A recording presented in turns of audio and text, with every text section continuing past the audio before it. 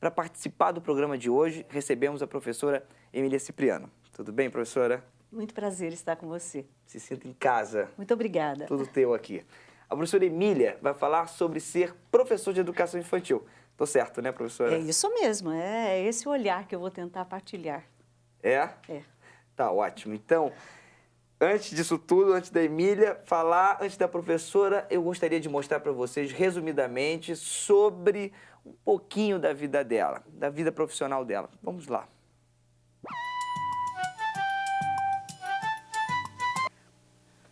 Emília Cipriano Sanches é doutora em Educação pela Pontifícia Universidade Católica de São Paulo, onde hoje é professora do Departamento de Tecnologia da Educação.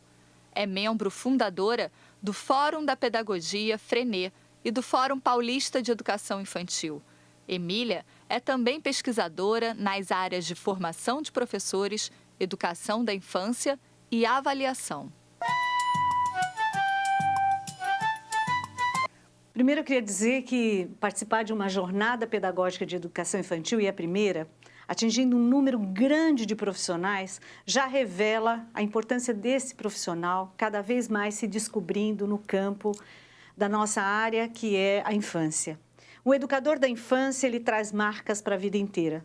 Todas as pesquisas, todas as experiências relatadas revelam que é um momento decisivo na vida dessa criança, desse ser humano. Falar de educador da infância, como dizia Rubem Alves, é falar de fundadores de mundo. E eu, particularmente, diria que falar de educador da infância é falar de construtor de identidades humanas. Mas, claro que para falar sobre isso, é preciso, é necessário que a gente olhe para as pessoas com olhos de quem acredita nesse papel. Um reconhecimento que não passa apenas pela valorização de algumas ideias, mas pela postura, pela atitude, pelo jeito de ser. Educar na infância é, sem dúvida nenhuma, está deixando em cada uma das crianças alguns exercícios mentais, físicos, relacionais da maior importância. Nesse sentido, eu queria colocar um pouco como a gente organiza, como a gente pensa sobre essa infância, né? E aí, Tiago, tem uma coisa que me chama muita atenção quando a gente está discutindo infância, que nós não estamos falando de infância um conceito abstrato, nós estamos falando de infância como construção social. E estamos falando de crianças deste contexto. Uma das coisas que nos preocupa bastante é a precocidade da infância, é essa perda desse tempo tão importante. Outra questão é quando se olha para as crianças sempre projetando-as para o futuro e não olhando o presente. A criança é importante no tempo que ela vive, não é um vir a ser, ela é importante no tempo em si. Mais do que isso, ela nasce pessoa e se constitui cada vez mais como humano na relação com os humanos. Mas na educação infantil se reúne aí 3 bases que eu acho fundamental para organizar o nosso pensamento. A primeira delas é a chamada base epistemológica. O que é a base epistemológica? É aquela que, na verdade, dá sustentação dos conceitos, do conhecimento, é a construção dos conhecimentos. Nos perguntar quais são os conhecimentos importantes para uma criança na infância. E eu não estou falando de áreas dissociadas. A educação infantil, nesse sentido, tem um privilégio. Todo o seu trabalho, ele tem uma natureza multidisciplinar. Portanto, é um conhecimento que perpassa. Eu discuto as áreas não separadas, mas sim articuladas entre si. Quando eu conto uma história, eu tenho uma dimensão histórica, eu tenho uma dimensão da geografia, eu tenho uma dimensão do físico, eu tenho uma sonoplastia que vai poder dar um outro tom para entendimento. Portanto, é um conhecimento que ele tem que ter conceitos articulando-se. Mas existe uma outra base, e essa talvez seja a que nós temos que estar pensando muito, que na nossa cultura se faz necessário ser muito valorizada, que é a chamada bases axiológicas, relacionadas aos valores. Quais são os valores que nós estamos constituindo com esses seres humanos? E não é falando sobre valores, é como nós estamos trabalhando a perspectiva ética, a perspectiva estética, a perspectiva de atenção ao outro, como é que nós estamos trabalhando respeito nas relações. Esse tipo de valor tem que ser uma vivência cooperativa que vai se construindo no ambiente da educação infantil. Porém, tem uma coisa que fica muito forte, é que com conhecimento e com valores se faz necessário também que a gente tenha um momento das bases ontológicas, que é a formação do ser. Que ser humano é esse que eu estou, de fato, trazendo para uma vivência, para o seu exercício de cidadania, como é a minha contribuição para esse ser que organiza seu espaço, que faz uma intervenção nesse mundo e que tem a possibilidade de ser um protagonista. Aqui eu queria pegar a palavra protagonista. O que significa ser protagonista, né? Ser protagonista, na verdade, representa você se olhar com a potencialidade de ser autor e ator das suas ações. Daí o educador da infância tem um papel decisivo, porque não se forma atores, protagonistas e autores se não se vivencia essa experiência. O educador da infância é um autor e ele tem que se perceber valorado por essa ação que ele realiza, sempre marcada pela intencionalidade. Toda a sua ação tem que se perguntar por que faço, como faço, o que quero com isso, que formação de ser humano está por trás de todo esse meu, qual é o maior projeto. Essas bases intercaladas entre si vão dar para nós uma dimensão do papel que esse profissional vai desempenhando. Aqui eu aponto também 4 grandes marcas de um educador da educação da infância. Uma primeira, que eu diria que é aquela que marca ele ser um analista simbólico. O que é um analista simbólico? É aquele que olha os símbolos em volta, reconstitui sentidos, está sempre preocupado em investigar, curioso, observador, interagindo com os vários objetos de conhecimento. Não é apenas a partir da fala, é a partir do toque, da expressão, do olhar, do jeito de se comportar, da postura, do jeito de sentir o ambiente, da cumplicidade que ela estabelece. Existe uma segunda característica que eu acho muito importante no educador da infância, que é justamente ele não só analisar símbolos, mas ele ter clareza de que tudo aquilo que ele realiza naquele espaço tem um papel decisivo na vida daquele ser. E aí, nesse sentido, ele se coloca como um ser de relações. O educador da infância estabelece relações. Ele é um ser na relação. Quanto mais ele interage com o seu grupo, e eu diria com as suas crianças e com as suas famílias, as famílias das crianças da educação infantil, elas, na verdade, têm um papel decisivo na construção desse projeto. Não esqueçam que, para chegar numa escola de educação infantil, quem traz essa criança, as mãos que trazem essas crianças, trazem junto valores, cultura, contexto, necessidades, princípios, e esses têm que ser respeitados, investigados, avaliados, refletidos, analisados numa ótica de acolhimento. É claro que esse ser de relações, se ele é um ser também de analista simbólico, ele tem uma outra dimensão maravilhosa, que é de ser um artesão. Ele vai tecendo todas as aprendizagens, vai fazendo a articulação dos conceitos, vai mobilizando o grupo a fazer novas descobertas, vai identificando as necessidades e aquilo que ainda está sendo necessário instigar mais. Esse ser, portanto, se constitui ao longo do nosso caminho uma quarta, e eu acho que das mais importantes relações, que é tecer, mas ao mesmo tempo analisar. E quando realiza tudo isso, trabalha uma dimensão histórica da vida, né? Da história de vida dessas crianças, faz parte da história de vida, está instalado na história de vida e na memória. E eu diria que o que a gente guarda da infância pode ser reconstituído a qualquer tempo da vida humana. São marcas que vão ficando e que estão marcadas pelo afeto, entrelaçado com pensamentos, com experiências concretas, com formas de perguntas, com investigações diversificadas. Esse olhar, esse jeito de fazer, né, faz com que a gente identifique o educador da infância como um ser em plena interação. Essa interação toda, para que a gente está trazendo, né? Para pensar nesse educador numa dimensão muito concreta. Nessa perspectiva, eu quero colocar que um educador da infância tem que ser, na verdade, um construtor de uma pedagogia específica, que tem uma especificidade. E quais são as características fundamentais dessa pedagogia da infância? A primeira delas, e não é a primeira hierarquicamente falando, mas do ponto de vista de organização do pensamento, é pensar na forma como no espaço no ambiente que eu estou tratando essa criança? Como é que eu estou organizando esse ambiente? Que lógica ele tem? Ele é construído na relação com as crianças?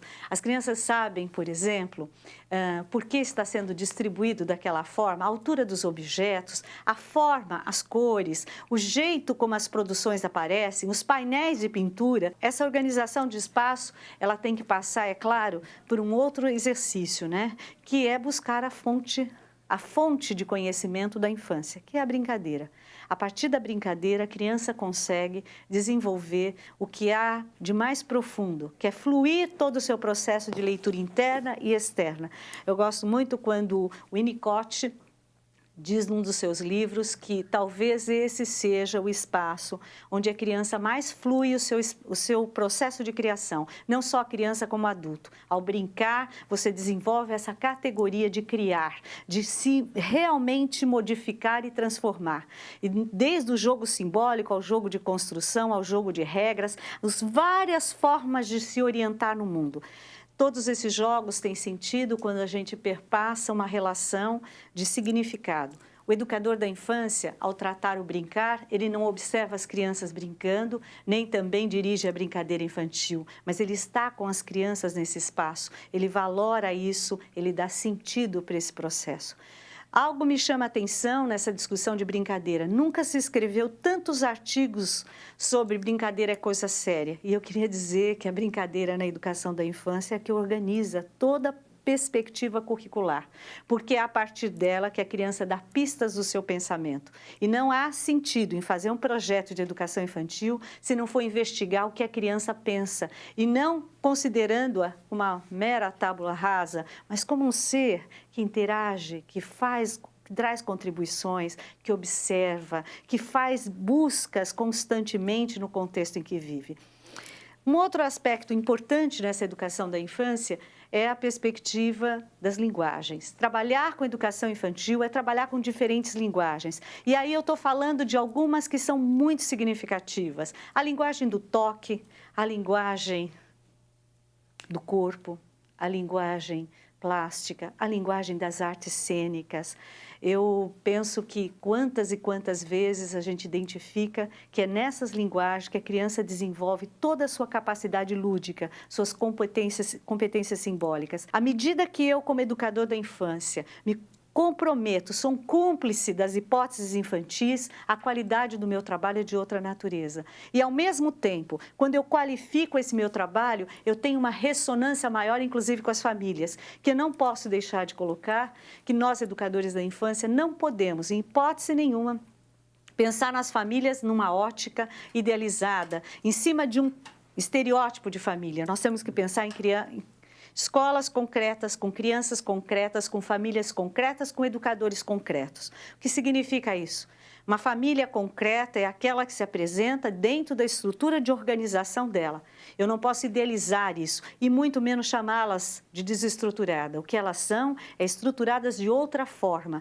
Não vamos esquecer a realidade brasileira. 47% dos lares hoje são chefiados por mulheres. Nós temos hoje uma condição, uma organização de famílias inteiras, onde quem, na verdade, ficam com as crianças na educação infantil, muitas vezes são os avós. Tudo isso tem que ser incorporado pela educação infantil. Esses adultos têm que ser chamados para o diálogo e, ao mesmo tempo, tem que se olhar para eles não como seres que não deveriam ser, mas sim aqueles seres que são. E é com eles que nós vamos trabalhar essa relação de reconstrução, de valorização da infância. Algo também me chama muita atenção nesse movimento das linguagens é de como a criança trabalha a música. Aqui eu quero dar um destaque em especial. Quando se estuda hoje, e a secretária falava isso com muita propriedade na abertura, a neurociência, as descobertas desse campo revelam que quando a criança trabalha a música, ela desenvolve 17 áreas simultâneas no cérebro. Vejam como isso tem uma perspectiva séria de construção dessas crianças. Mas, para que isso ocorra, é necessário que a gente tenha consciência de um trabalho com música. Não é a música apenas um ritmo, um gênero, mas sim, é inclusive buscar a qualidade e a capacidade de escuta de música, a qualidade desse som, a letra que ele expressa, o sentimento que ele revela. Mas tem uma outra linguagem também que me desponta muito, que é a linguagem da literatura. Nós sempre muito preocupados, às vezes, com a linguagem oral e com a linguagem escrita, nem sempre damos ênfase à leitura. A leitura e a literatura como um espaço de múltiplas descobertas, onde a criança pode trabalhar o seu imaginário e, ao mesmo tempo, vivenciar situações que ela gostaria de, na relação do cotidiano, poder identificar. Quando uma criança nos pede tantas e tantas vezes para repetir as mesmas histórias e que muitas vezes esquecemos uns trechos dela, quantos de nós educadores dizem, mas essa eu já contei várias vezes, mas o que ela quer, na verdade, naquele momento, é que é identificar aquele sentimento, é se apropriar, é ir para a interiorização. Esse movimento de consciência que essas histórias passam pela vida dessas crianças, de que a literatura é, sem dúvida nenhuma, um dos maiores instrumentos de representação e de formação dos leitores. Se eu quero formar um leitor, eu necessito, nesse caminho, usar muito desse instrumento que é a literatura. Falando nesse movimento, existe uma coisa muito forte no educador da infância. Quando ele tem todo esse olhar, ele tem que construir também o que a gente denomina de planejamento. Mas só que um planejamento que tenha flexibilidade, onde ele possa estabelecer rotinas. Eu não tenho medo da prática, da fala de rotinas, mas não a rotina engessada, a rotina viva, onde a criança possa construir o tempo junto, onde ela possa refletir sobre os momentos, conversa, a roda de conversa, a organização do dia, a interação com todo aquele espaço, a identificação do que vai ser feito, a avaliação no final do dia. Hoje pela manhã, uma das professoras que estava aqui do Rio falava sobre autoavaliação com crianças pequenas. E, sem dúvida nenhuma, é um grande desafio. E eu fiquei muito feliz de saber que tem educadoras se desafiando nessa direção. Mas o que mais me chamou a atenção foi que as crianças, nesse momento de autoavaliação, foram construindo, na verdade, uma cumplicidade com essa educadora, que era a escriba das opiniões que eles davam, da forma como eles se colocavam, do posicionamento. Nós falamos tanto em construir autonomia. Autonomia não pode ser discurso, autonomia tem que ser exercício de vida. Nesta relação, portanto, de linguagens, espaço, planejamento, todo esse trabalho, ele tem que ter uma mediação, ele tem que ter um trabalho com lúdico, mas ele também tem que ter uma coisa chamada documentação, registro. E o registro que eu estou falando aqui não é o registro para entregar, o registro burocrático. Eu estou falando de um registro vivo, que traga a história, que traga a marca da criança, que mostre a produção, o caminho percorrido, de onde eu parti, onde eu estou chegando, qual foi o espaço entre o desenho, o esboço do desenho até chegar à minha obra final. E não comparando com o outro, mas a partir do meu próprio projeto. É claro que trabalhar essa perspectiva implica em sistematizar. O educador que sistematiza o seu fazer, ele passa a registrar isso como um documento vivo e ele passa a ter um dos instrumentos mais importantes do trabalho pedagógico, que é a possibilidade de se olhar nesse processo, de analisar, refletir, se debruçar, perceber suas vicissitudes, ao mesmo tempo perceber seus desafios, perceber também seus avanços. E uma das coisas que eu acho linda quando você registra com o educador da infância é porque você começa, de fato, a exercitar uma coisa que é indispensável, é a escuta das crianças. Registrar aquilo que as crianças falam, estar atento para suas vozes, perceber aquilo que elas dizem não só com palavras, mas através do corpo, através das suas manifestações culturais, através das suas representações simbólicas, através dos seus desenhos, através do seu jeito de interagir com outra criança da mesma faixa etária. O que é a escola da infância? É um espaço de convivência de criança com criança. E o que uma criança ensina para outra é muito diferente do que um adulto ensina para a criança. A linguagem infantil, ela tem códigos secretos, ela tem manifestações. São as formas como as crianças vão constituindo sentido naquilo que elas fazem. Uma das coisas que eu acho maravilhosa na documentação do educador é ele registrar esse momento onde as crianças, entre diferentes faixas de idade, conseguem dialogar entre si, uns ensinando aos outros, como ensinante e aprendentes e ensinantes.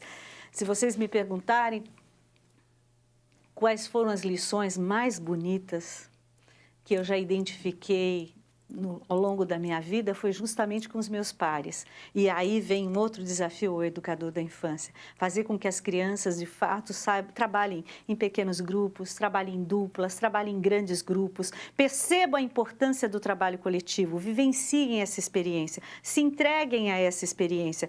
Trabalhar coletivamente, sem dúvida nenhuma, é um exercício que propicia ao ser humano se perceber como parte de um todo. Ao mesmo tempo, eu acho que uma das coisas que vem despontando muito na pedagogia da infância é a necessidade do aprofundamento. Para falar sobre essas questões, não basta conhecer psicologia, tem que se conhecer sociologia, filosofia, antropologia, neurociência, essas áreas todas compondo história. Mas é claro que alguém pode me dizer o seguinte, mas a nossa formação não contemplou essa multiplicidade, mas nós estamos aí na vida, constituindo-se, atualizando. Acho que espaços como esse são inclusive para provocar-nos a lermos mais, a procurarmos, a fundamentarmos cada vez mais, tendo clareza de que as crianças desse tempo histórico nos desafiam o tempo todo, perguntando e questionando coisas que jamais estudamos. E, portanto, quem educa na infância tem que estar em processo de atualização permanente, porque senão não tem um ser mais atualizado do que criança. Isso nos provoca a pensar, como educadores da infância, como lidar com as crianças, com o corpo, com o criativo, com a interação, com a descoberta do olho no olho. E aí vem, para eu poder amarrar isso, alguns princípios fundamentais que o educador da infância se faz necessário reconstituir, pensar, identificar. Um primeiro deles é estar muito atento à escuta. A pedagogia da infância passa por uma pedagogia da escuta. Uma escuta que tem que ser de ouvir não aquilo só que a gente quer ouvir, mas não selecionar, mas ouvir de fato, com clareza, aquilo que as crianças estão revelando, seus potenciais, suas marcas, suas contribuições culturais. As crianças são produtoras de cultura. Essa ideia de que nós é que estamos sempre produzindo, não, as crianças têm competência para poder, desde que sejam indagadas, provocadas, levadas a se desafiar, a descobrir. Elas podem ser grandes investigadores. O repertório que essas crianças têm pode ser ampliado cada vez mais. Repertoriar essas crianças é nosso papel também. Mas tem um segundo princípio. Além da escuta, eu tenho que ter, sem dúvida, um diálogo. E esse diálogo, ele só se estabelece quando eu tenho uma capacidade de olhar para essa criança e olhar de novo, e sair de um olhar engessado, em cima de uma criança padrão, em cima de um desenvolvimento pré-estabelecido, e olhar para cada criança a partir do seu próprio desenvolvimento. Quando eu coloco isso, a aprendizagem que eu posso operar com essa criança, quem define não é o meu instrumental anterior, mas é o próprio desenvolvimento dela. Ela é que me dá essas pistas, mas para isso eu preciso olhar. E olhar numa categoria mais ampla, é olhar com olhos de quem quer fazer descobertas e não apenas constatar. Refletir com intensidade, adentrar o universo infantil, identificar quais são as hipóteses que as crianças têm. Essas hipóteses, muitas vezes, são muito mais, a não subestimar, são muito mais profundas do que a gente imagina. Para poder amarrar todas essas questões, eu gostaria de pontuar muito que essa pedagogia da escuta, essa pedagogia do diálogo, essa pedagogia voltada à capacidade de olhar, ela tem que ter um exercício de profunda reflexão. Tudo que realizo com as crianças precisam passar por uma análise e por um papel de reconstituição. O que isso, de fato, agregou para essa criança? Qual é a contribuição? Qual é o impacto que ela tem? Eu fico muito feliz quando estou numa escola da infância e vejo que as crianças hoje têm um acesso às informações, mas nem sempre conseguem ampliar essa informação para a leitura relacionada às suas vidas. E aí vem o papel do educador da infância, que não é o de dar respostas, mas é o que ajudar essas crianças a investigarem. Trabalhar com projetos é uma das formas de desenvolver isso. Desde muito pequena, as crianças têm essa curiosidade que talvez, inclusive com a vida adulta, vai se perdendo um pouco. É uma pena. A escola da infância, ela termina abrindo um campo grande. E o que a gente tem que investir na nossa cultura é de que se dê continuidade a esse projeto que a infância iniciou. Que a criança possa sentir-se, de fato, numa construção e com prazer, com felicidade, ao mesmo tempo com leveza. Educar tem que ter leveza, tem que ter clareza de objetivos. Eu, como educadora da infância, muitas vezes me perguntava, quando eu olhava para as crianças, se aquilo que, de fato, eu estava propondo a elas, eu acreditava. E se isso não é verdadeiro para mim, passa a não ter nenhum sentido junto às crianças. E as crianças são muito perspicazes em relação a isso. Elas identificam logo se o que você está colocando faz parte daquele universo, ou se isso é meramente uma ação formal. Talvez a capacidade nossa, né, de lidar com sonhos infantis, com as reflexões da infância, só vá se constituindo cada vez mais quando a gente cria vínculos. Criar vínculos com a criança é um grande desafio na educação da infância. E não é querer pensar nas crianças que fomos, mas nas crianças que estão aí, com as características que elas se revelam, com o enfrentamento que elas têm de uma realidade muito mais contraditória e conflituosa do que, inclusive, outras gerações viveram. Eu penso que também as tecnologias, né, se revelam como um grande desafio. Não adianta não querer trabalhar com elas, pelo contrário, é apropriar-se, mas ao mesmo tempo é identificar que é um dos instrumentos e não o único. É para que ela perceba que ela pode também aprender de diferentes outras formas e que existem outras linguagens que ela pode explorar, não só esta, ao mesmo tempo que ela não se isole, que ela goste de fazer algo que traga olho no olho, percepção, representação, significado. Eu, como educadora da infância, gosto muito de falar dessa situação que vivi, já de muitos anos atrás. Eu estava numa grande conferência em São Paulo, para ser mais precisa, no EMB, 5.000 pessoas, e vejo uma educadora também da infância, ouvindo-me e de uma forma afetiva, interativa, com olhos de encantamento. Por sinal, faço um flash aqui para dizer que o olhar de encantamento é alguma coisa que o educador da infância tem que ter, porque ele tem que se encantar com a beleza que as crianças trazem, com a leveza que as crianças trazem, com as necessidades que elas revelam e desvelam para nós. E num dado momento, terminou a conferência, a moça o tempo todo muito em sintonia, em sinergia, veio até mim, me deu um abraço e me disse uma frase que, para educador como eu, que trabalha muitos anos com educação, é muito difícil. Ela disse: você lembra de mim?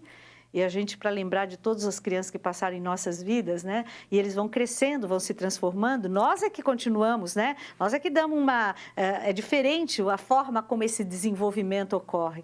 E naquele momento eu disse para ela: minha querida, eu não lembro especificamente de você, mas eu sei que nós temos alguma coisa que nos uniu forte, pelos teus olhos, pelo teu jeito de me respeitar na minha construção. E ela olhou bem para mim e disse: eu fui sua aluna. E nesse momento veio a revelação maior. Eu falei: quando? Ela falou: no maternal.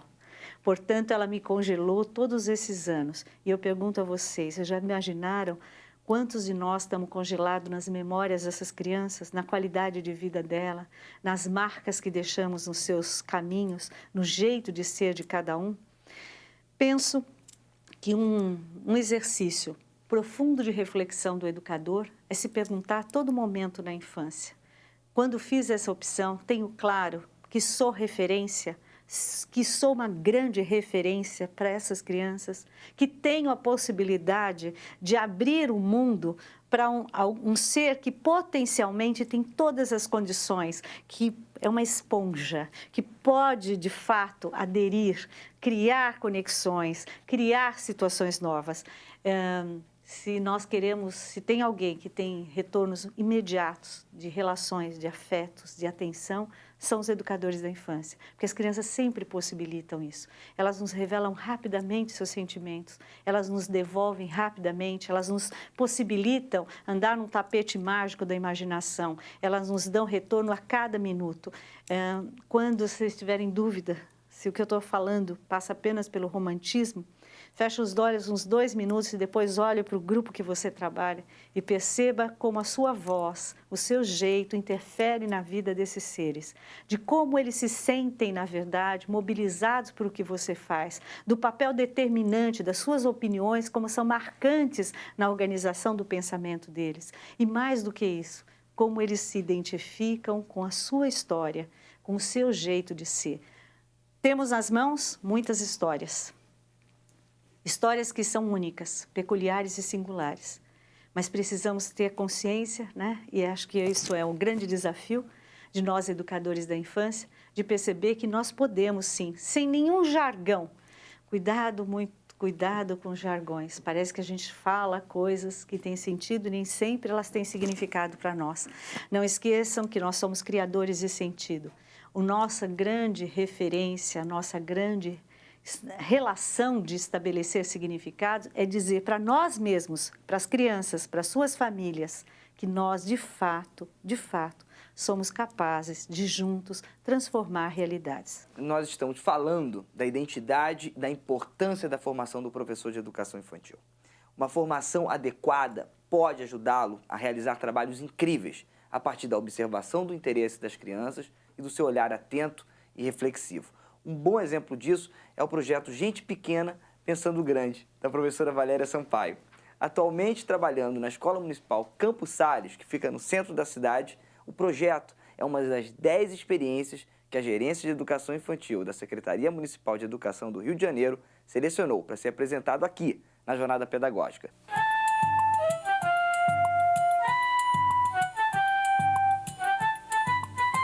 Professora, conta pra gente como começou o projeto Gente Pequena Pensando Grande e com que objetivo? Esse projeto, o mais engraçado de tudo, aconteceu dentro de um outro projeto. Eu, no começo do ano, eu vinha trabalhando formigas, bichos bem pequenos com as crianças, devido ao aparecimento de várias formigas na nossa sala. E as crianças, o foco da atenção delas foi toda para aquelas formigas. Então, resolvemos desenvolver todo um trabalho, todo um aprendizado em cima das formigas. Quando chegou um determinado momento desse projeto, onde nós fizemos uma diferença da sociedade das formigas e da sociedade humana, e um certo dia o meu aluno virou, é mais fácil ser formiga do que gente, tia. Falei, nossa, que algo profundo, né? Ele filosofou, que a criança tem esse lado, ela sai do abstrato para o concreto e vice-versa. E ali nós começamos um debate. Mais adiante, dentro do processo das formigas, quando nós estávamos trabalhando profissões, eu tinha 2 listas. A lista das profissões antes de trabalharmos as profissões mesmo, e a lista das profissões após termos feito uma gama de desenvolvimento sobre médicos, veterinários. Então, eu tinha 2 listas. E um certo dia, revendo essa lista, minha aluna chegou, olha, minha avó mandou um recado. Ela mandou dizer que ser bailarina não dá dinheiro, professora. Faxina dá dinheiro, não precisa estudar, você não precisa perder tempo com nada. E, além do mais, criança não pensa, faz o que mandam. Aí eu parei de vez. Então, eu defini que eu precisava ampliar o repertório de conhecimentos daquelas crianças. O objetivo, estava surgindo um novo projeto, e o objetivo desse projeto seria justamente esse, ampliar o repertório de desenvolvimento, oferecendo àquelas crianças novas oportunidades, torná-las no futuro seres mais pensantes, mais críticos, autônomos. E como é que você explorou o livro A Centopeia que Pensava, de Herbert de Souza? Que áreas do conhecimento você trabalhou em cada dia? Por ser um livro grande, eu distribuí em 6 dias a leitura. E para cada dia eu fiz uma atividade diferente, mas elas abrangiam todas as áreas de desenvolvimento. Português, matemática, artes. Então, no primeiro dia, ela pensa grande.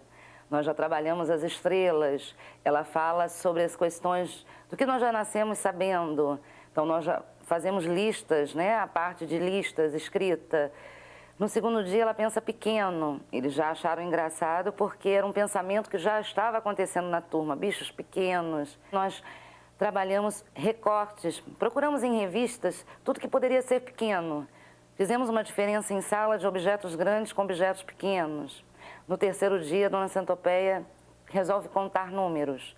E nós, dentro de sala, pegamos todos os nossos jogos e trabalhamos números das várias maneiras, né, possíveis.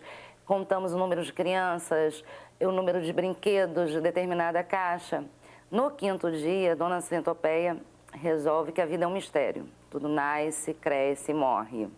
E nós fizemos uma diferença de seres vivos e seres não vivos, comparando as crianças com objetos. No último dia, a Dona Centopeia, ela resolve descansar. E quando ela descansa, ela chama os amigos para contarem uma história. Nós montamos uma rodinha onde cada um contava o seu caso. Um caso fora de história, da escola. E no final montamos o mural dos casos. Então aí você tem uma gama, né, de áreas pedagógicas trabalhadas. A matemática, a oralidade, a escrita, a parte de ciências. E envolveu, né, o projeto em si, todo ele engloba todas as áreas de conhecimento. Agora, que atividades resultaram da leitura desse livro com os alunos? Aí foi muito longo, né? Eu fiz um roteiro. De todas as listas oferecidas pelas crianças, eu montei roteiros. O primeiro roteiro era sobre animais, o segundo sobre dinossauros, o terceiro, o mundo vegetal, o quarto, o mundo, nosso planeta, e o quinto, sistema solar. Para cada roteiro desse, que durou o ano inteiro, até dezembro, atividades em artes plásticas, com pesquisa, com fotos, com todos os multimeios possíveis foram usadas. Então, ele foi muito amplo nessa parte, né? Ele abrangeu tudo. Agora, cada etapa do trabalho era finalizado com uma autoavaliação, né? Fala um pouquinho sobre isso. A autoavaliação é uma rodinha onde nós todos sentamos naquele chão e vamos fazer um feedback daquele dia. Se aquelas atividades foram fáceis, foram difíceis, eu também faço, né, essa avaliação, se todos conseguiram alcançar o objetivo daquele dia. E as crianças falam, elas me dão um retorno do que elas conseguiram, do resumo daquele dia. Esse feedback eu faço várias vezes por ano, às vezes eu retorno para algo que foi lá no comecinho, para ver como é que está sendo feita essa avaliação das crianças, como está o resultado delas em relação ao projeto. Pois é, e que resultados foram obtidos com esse projeto? Provocou alguma mudança na forma das crianças pensarem sobre si mesmas e sobre o futuro? Houve uma mudança não só nas crianças, como nos pais. Porque a partir do momento que você investe em ampliar esse repertório de conhecimentos, você coloca a criança para pensar, para ser autônoma, ela passa a ter uma oralidade muito melhor. Então, você dá uma gama, um leque de opções para eles, não para aquele momento só, daquele ano de escola, mas para a vida, para fora da escola. Professora, parabéns por esse trabalho. Muito obrigada por sua entrevista. Eu é que agradeço a vocês.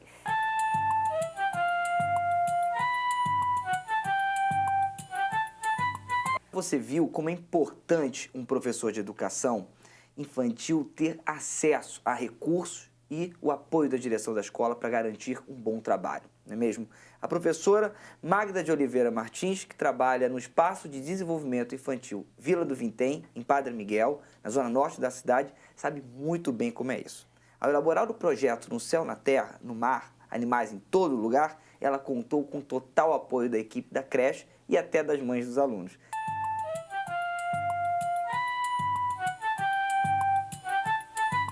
Professora, conta pra gente como é que nasceu o projeto No Céu, na Terra e no Mar, Animais em Todo Lugar. Bom, o projeto nasceu com a apresentação de uma peça teatral, né, em que as crianças participaram, foram envolvidas. Foi uma homenagem ao Dia das Mães, em que girava em torno, né, de uma história no zoológico de uma girafa, né, que havia dado à luz. Então, a partir desse tema, que eles ficaram muito envolvidos, porque ensaiaram, né, se caracterizaram, né, dos animais, eles, após, né, a apresentação, eles ficaram muito interessados em saber, né, mais sobre os animais. E que objetivos foram elaborados para esse projeto? Bom, a gente pensou, né, na definição dos animais, né, sobre características, tipo de alimentação, a partir das perguntas que foram geradas sobre os animais. Então, a partir dessas perguntas, a gente pautou os objetivos, como comparar, observar. E quais foram as etapas do projeto? A gente registrou primeiro o que eles sabiam sobre o assunto, Então, a partir daí, dá para a gente conhecer melhor o que o nosso aluno já sabe sobre aquele tema. Depois, nós registramos o que eles gostariam de saber, para, a partir daí, nortear, né, o trabalho. E foi pautado em cima de pesquisas, né, leituras. As rodas de conversa foram muito importantes para essa troca de informações, porque nós não podemos esquecer que os alunos, eles já trazem uma bagagem, né? Trazem conhecimentos, e a partir daquele conhecimento a gente vai desenvolvendo e buscando mais. Pois é, e cada turma tinha um mascote, né? Como é que surgiu essa ideia? Dentro do projeto didático da escola, nós trabalhamos a Copa do Mundo. Naquele período, eles viam, né, nas ruas estampados os animais, né, da África. E a partir daí, também falamos sobre o personagem, né, o mascote, Zakumi, e eles surgiu essa ideia, né? Por que não termos também um mascote? Aí nós fomos pesquisar, né, mas qual o significado da palavra mascote? O que significa mascote? E aí fomos para o dicionário, registramos, né? O que significa conceito. mascote? É um amuleto, né, para gerar sorte. E eles entenderam, compreenderam. E aí eu levei bichos de pelúcia para a sala de aula e eles fizeram a escolha. Na primeira turma, o bichinho vencedor foi a girafa, porque essa coisa do teatro ficou muito, né, enraizado neles. Agora, vocês também trabalharam com filmes e animações, né? Conta pra gente um pouquinho sobre isso. A gente trabalhou antes de levá-los ao zoológico, nós nos preocupamos em prepará-los para uma visita. São crianças bem pequenas, né, de 4 anos, as turmas. Então, a gente passou uma animação do Barney no zoológico, né? Então, a gente trabalhou com os cuidados, né, que se deve ter. Nós também usamos um filme da Multirio, uma animação do Curupira, em que ali fica muito forte a questão da matança, né, dos animais. E aquilo chocou muito, né, as crianças pelo fato eles não tinham essa consciência, né, de extinção. Também trabalhamos com o Rei Leão, né, que fala um pouco sobre a cadeia alimentar, que o interesse assim, das duas turmas foi também sobre a alimentação dos animais. Agora, e como é que a brincadeira entrou aí nesse projeto? Bom, quando a gente trabalhou com as aves, a gente pegou algumas brincadeiras resgatando, né, isso que nós não vemos muito nas crianças de hoje, porque eles ficam muito ligados ao videogame. Então, essa brincadeira que tempos atrás a gente tinha na rua, né, a galinha choca, meus pintinhos venham cá, e também com a música, né, de imitação dos animais, isso foi muito usado, né? Essa idade, eles precisam muito do movimento, né? Agora, dessa professora, recreação. E que resultados esse projeto conseguiu obter? Bom, eles hoje, a consciência, né, de que os animais podem deixar de existir, a questão de conceitos que eles não tinham, como eu falei, né, do macho e fêmea, e hoje eles observam como as características dos animais, aqueles que podem viver próximo de nós e aqueles que não podem. Isso, conceitos assim básicos ficaram muito aprendidos por eles. Professora, parabéns por esse trabalho. Muito obrigada por sua entrevista. Obrigada.